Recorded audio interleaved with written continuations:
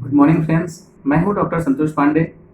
मैं आज आपके साथ पेशाब के रास्ते का इन्फेक्शन या यूटीआई, जिसको यूरिनरी ट्रैक्ट इन्फेक्शन बोला जाता है, इसके ऊपर आपसे विस्तार पर चर्चा करूंगा। दोस्तों, मैं आपको ये भी बताऊंगा कि पेशाब के रास्ते का इन्फेक्शन क्यों होता है, क्यों ये फीमेल में ज़्यादा होता है, क्या ऐसी चीज़ें हैं जिसको करके हम हमेशा के लिए बच सकते हैं। साथ ही साथ मैं आपको ये भी बताऊंगा क्या ऐसी जांचें होती हैं जो यूरिनरी ट्रैक्ट इन्फेक्शन को रूल आउट करने के लिए करी जाती हैं। तो दोस्तों, चर्चा चालू करने के पहले मैं आपसे ये बात बताना चाहूँगा कि ये एक ऐसी बीमारी है जिससे भारत देश में हर साल 10 मिलियन पीपल अफेक्टेड होते हैं। ये एक डॉक्यूमेंटेड रेशियो है दोस्तों। इसके अलावा जो ये डॉक्यूमेंटेड है, इसके अलावा बहुत बड़ी रेंज है इससे अफेक्ट होने वाले पेशेंट्स की, जिनकी जांचें नहीं हो पाती या जांचें होने के बाद तमाम ऐसे डॉक्टर्स होते हैं या तमाम ऐसे लोग होते हैं जो अपने तक ही रिपोर्ट रखते हैं, जिनको डॉक्यूमेंटेड आगे नहीं करते हैं। मतलब ये बहुत बड़ी रेंज होती है यूरिनरी ट्रैक्ट इन्फेक्शन के से अफेक्ट होने वाले पेशेंट्स की। दोस्तों, ये यूरिनरी ट्रैक्ट इन्फेक्शन मतलब पेशाब के रास्ते का इन्फेक्शन है। इसमें पेशाब के रास्ते के ही सिम्टम्स आते हैं। इसमें मेल फीमेल का अगर कंपेयर करें तो मेल की अपेक्षा ये फीमेल में ज़्यादा होता है।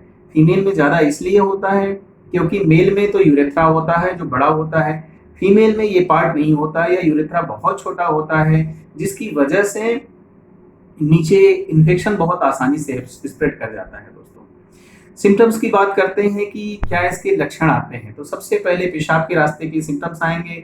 पेशाब में जलन होगी, पेशाब करने में दर्द होगा, पेशाब करने में तकलीफ होगी, तो ताकत लगा के करना होगा, पेशाब खुल के नहीं आएगी। पेशेंट को ऐसी फीलिंग आती है कि हम जल्दी से बाथरूम नहीं पहुंच जाएंगे तो कपड़ों में मेरे पेशाब छूट जाएगी, और बहुत बार बेड वेटिंग हो जाता है। पेशेंट को कि यूरिन का कलर भी चेंज हो जाता है, मतलब कि यूजुअली डार्क हो जाती है, डार्क ब्राउन हो जाएगी, या फिर रेडिश भी हो सकती है, डार्क येलो हो सकती है। इस तरह के कलर देखने को मिल सकते हैं। बैड स्मेल आएगी यूरिन में, कंसंट्रेटेड यूरिन आएगा, बैड स्मेल रहेगी। कई बार इसमें खून भी आने लगता है, ब्लड भी आने लगता है। यदि इन्फेक्शन सीरियस हो गया है, ज़्यादा स्प्रेड कर गया है, तो ये ब्लडी हो जाती है, रेडिश हो जाती है, लाल हो जाती है, खून आने लगते हैं। इनके साथ साथ ठंडी लग के बुखार आएगा, बिल्कुल कपकपी लगने वाला बुखार आता है, बिल्कुल पेशेंट कांपने लगता है, मुंह का स्वाद बदल जाएगा, नाउजिया सी फीलिंग आएगी, उल्टी जैसा लगेगा, बहुत बार वोमिटिंग भी हो जाती है। ये पेशाब का रास्ते का इन्फेक्शन ये टाइम रहते नहीं ट्रीट किया गया, प्रॉपर तरीके से नहीं ट्रीटमेंट मिला दोस्तों, तो ये ऊपर की तरफ स्प्रेड कर जाता है, मतलब ब्लैडर में चला जाएगा, पेशाब की थैली में चला जाएगा जहाँ सिस्टाइटिस कॉज करेगा, और ऊपर ये यूरेटर में चला जा सकता है, किडनी में जा सकता है। इस तरह से जहाँ भी जाएगा वहाँ का इन्फेक्शन कर सकता है। दोस्तों, ध्यान देने की बात है, ये इन्फेक्शन जितना ऊपर जाता जाएगा इसकी सीरियसनेस उतनी बढ़ती जाएगी और उतना ही ठीक होना इसका टफ होता जाएगा। तो इसलिए इसके सिम्टम्स बड़े मायने रखते हैं।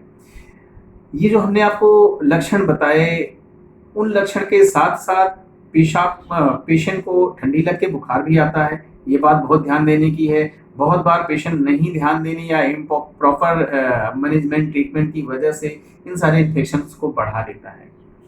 यदि आपको ये लक्षण मिल रहे हैं तो इमीडिएटली अपने डॉक्टर से कंसल्ट करिए और ट्रीटमेंट में बनिए। पेशाब के लक्षण को और रूल आउट करने के लिए 2 जांचें कराना बेहद ज़रूरी होता है। पेशाब यूरिन का रूटीन माइक्रोस्कोपिक और कल्चर। रूटीन माइक्रोस्कोपिक इसलिए कराया जाता है कि जिससे हम ये रूल आउट कर सकें इसमें ग्रोथ हो, इसमें कि क्या चीज़ कैसी दिख रही है, कितनी पर्सेल्स हैं, कितनी कास्ट है, क्या है, सारी चीज़ों को देखी जाती हैं जो डॉक्टर देख के आपको डिसाइड करेंगे। दूसरा ये होता है कि कल्चर कराना बेहद ज़रूरी होता है दोस्तों। कल्चर इसलिए कराया जाता है कि कल्चर करा के हम ये देख सकते हैं कि कौन सा बैक्टीरिया उसमें ग्रो कर रहा है, यूरिन में कौन सी बैक्टीरिया की ग्रोथ हो रही है।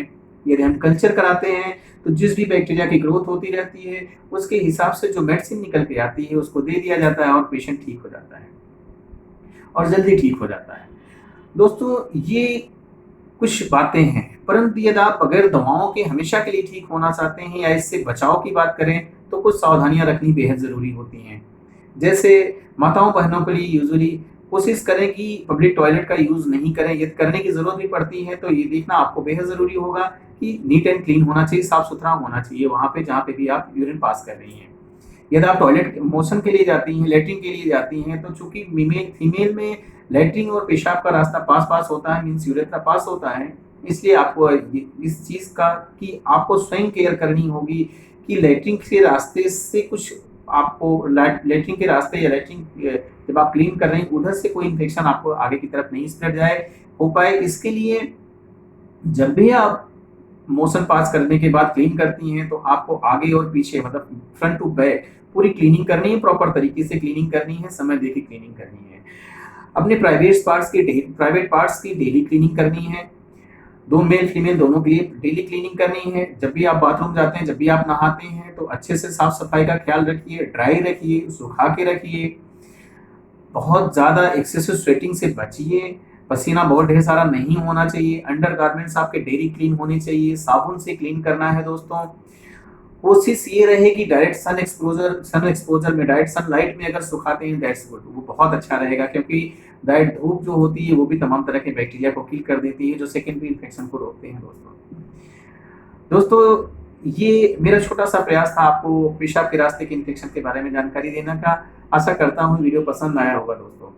बताई गई चीज़ों का यदि आप अपने पे अमल में लाते हैं तो आप बहुत अच्छा फायदा पाएंगे दोस्तों। Thanks for watching. अपना बहुत ख्याल रखिए। लाइफ बहुत इंपॉर्टेंट है। Thank you so much.